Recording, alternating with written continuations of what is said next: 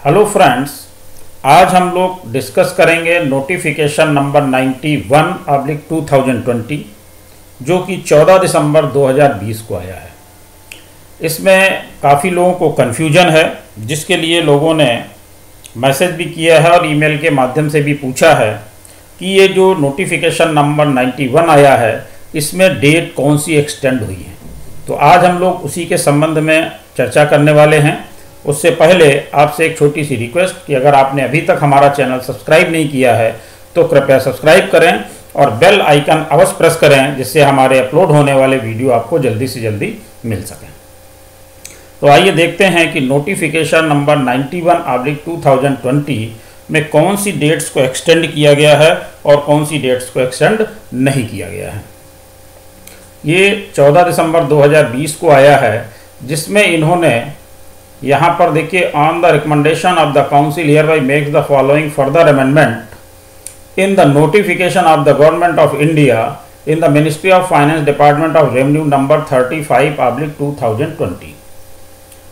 Central tax dated the 3 अप्रैल 2020, यानी 3 अप्रैल 2020 को कोविड-19 से संबंधित जो डेट का एक्सटेंशन हुआ था उसके लिए एक नोटिफिकेशन आया था 35/2020। तो जो नोटिफिकेशन नंबर 35/2020 था उसी में इन्होंने अमेंडमेंट किया है। अब आइए देखते हैं क्या अमेंडमेंट किया है। In the said notification in the first paragraph in the proviso to class I, क्या है इसमें? फर्स्ट है, for the words figures and letters 29th day of November 2020, the words, figures and letters 30th day of March 2021 shall be substituted। यानी उसमें जहां पर भी 29 नवंबर 2020 की डेट थी वहां पर अब 30 मार्च 2021 पढ़ी जाए, समझी जाए, यानी सब्सटीट्यूट कर दी गई है। नेक्स्ट क्या कहते हैं? For the words figures and letters 30th day of November 2020, the words, figures and letters 31st day of March 2021 shall be substituted। यानी जहां पर भी 30 नवंबर 2020 की डेट थी वहां पर अब 31 मार्च 2021 सब्सटीट्यूट कर दी गई है, यानी पढ़ी भी जाए और समझी भी जाए।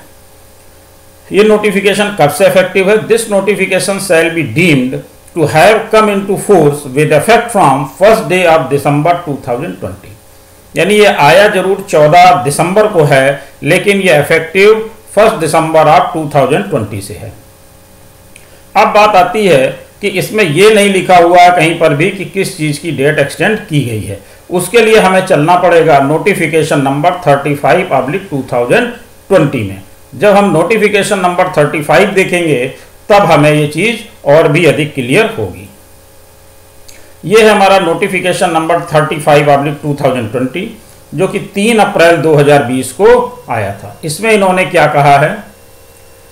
Where any time limit for completion और compliance of any action by any authority और by any person has been specified in or prescribed or notified under the said act, which falls during the period from the 20th day of March 2020 to the 29th day of June 2020।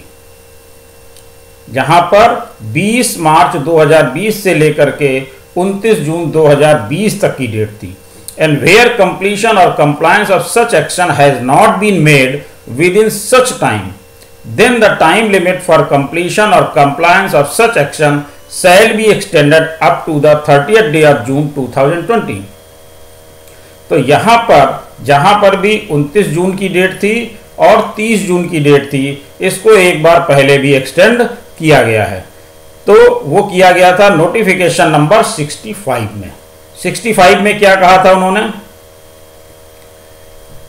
In the said notification, in the first paragraph in clause 1, the following provisos shall be inserted, namely, provided that where any time limit for completion or compliance of any action by any authority has been specified in or prescribed or notified under section 171 of the said act, which falls during the period from the 20th day of March 2020 to the 29th day of November 2020, and where completion or compliance of such action has not been made within such time, then the time limit for completion or compliance of such action shall be extended up to the 30th day of November 2020.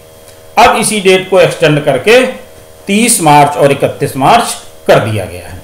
अब यहां पर देखने वाली बात यह है कि यहां पर जो इन्होंने फर्स्ट लाइन है उसमें क्या कहा, provided that where any time limit for completion और compliance of any action by any authority, यानी कि अगर अथॉरिटी के द्वारा कोई कंप्लायंस नहीं की गई है, कंप्लीशन नहीं किया गया है, ऑर्डर पास नहीं किया गया है, तो उसके लिए ये डेट एक्सटेंड की जा रही है। तो हमें यहां पर यह ध्यान रखने की जरूरत है कि इसमें केवल और केवल जो भी अथॉरिटी के द्वारा कंप्लीशन या कंप्लायंस नहीं किए गए हैं उनके लिए ये टाइम लिमिट एक्सटेंड की गई है। इसमें ना तो रिटर्न का कहीं जिक्र है या किसी और चीज के लिए भी इसमें नहीं कहा गया है कि उसकी डेट एक्सटेंड की जा रही है। केवल और केवल जो भी अथॉरिटी के द्वारा कंप्लायंस या कंप्लीशन किए जाने थे वो अगर वो पूरे नहीं कर पाए हैं, उसके ऑर्डर वो नहीं पास कर पाए हैं, तो केवल और केवल उन्हीं के लिए डेट एक्सटेंड की गई है। तो ये है डेट जो कि अब आपकी डेट एक्सटेंड होकर के 29 नवंबर 2020 से 30 मार्च 2021 हो गई है, और ये जो 30 नवंबर 2020 थी वो बढ़कर के अब 31 मार्च 2021 कर दी गई है। तो ये है, और ये इफेक्टिव भी 1 दिसंबर 2020 से है। तो इसमें कोई कंफ्यूजन की जरूरत नहीं है, क्योंकि इसमें कोई भी और चीजों की डेट एक्सटेंड नहीं की गई है। केवल और केवल अथॉरिटी के द्वारा अगर कोई कंप्लायंसेस नहीं किए गए हैं, कंप्लीशन नहीं किए गए हैं, ऑर्डर पास नहीं किए गए हैं, तो उसी से संबंधित है कि वो लोग अपने ऑर्डर अपने पास कर लें या कंप्लीशन नहीं कर पाए हैं तो कर लें, उसके लिए डेट एक्सटेंड की गई है। और इनको अब पावर दे दी गई है कि वो 30 मार्च और 31 मार्च की जो डेट आई हैं उनको फॉलो करते हुए अपने काम को पूरा कर लें। जहां कहीं भी वो ऑर्डर पास नहीं कर पाए हैं तो पास कर लें। तो मेरा ख्याल है कि अब सारी चीजें आपको यहां पर क्लियर हो गई होंगी, कोई भी कंफ्यूजन नहीं होना चाहिए। धन्यवाद।